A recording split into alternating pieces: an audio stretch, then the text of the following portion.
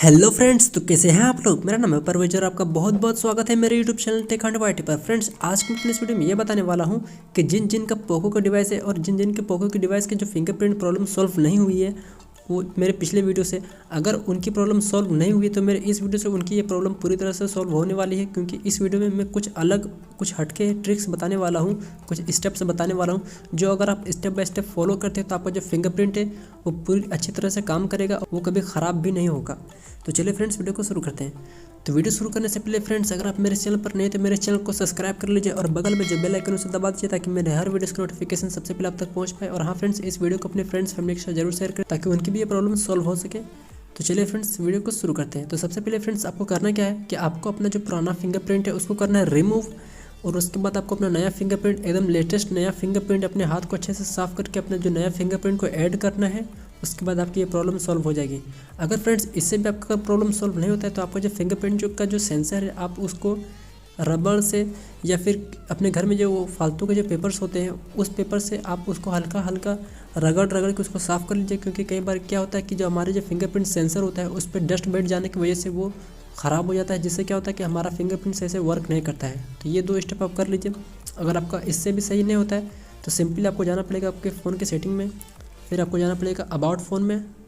तो फ्रेंड्स देखिए, यहाँ पर क्या होता है कि अगर आपका फिंगरप्रिंट सही से वर्क नहीं कर रहा है तो आपको जो अपना जो डिवाइस की स्टोरेज कम से कम थोड़ा तो खाली रखना पड़ेगा। ऐसा नहीं कि पूरा फुल करके रखना है, आपको अपना स्टोरेज खाली रखना पड़ेगा।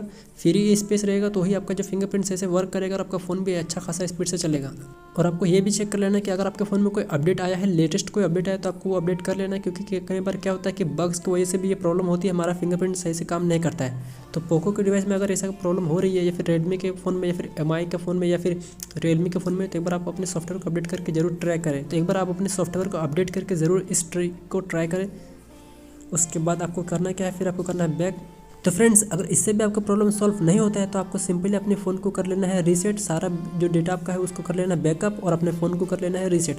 रीसेट करने से क्या होता है फ्रेंड्स कि 110% जितने भी लोग मुझे एसएमएस करते हैं इंस्टाग्राम पर, वो सबको मैं यही सलाह देता हूँ कि आप अपने फ़ोन को एक बार रीसेट कर लें। रीसेट करने से क्या होता है कि जो हमारा फ़ोन की जो सेटिंग्स होती है वो बाय डिफ़ॉल्ट जो पहले की तरह थी उसी तरह हो जाती है सबको सेटिंग फिर से।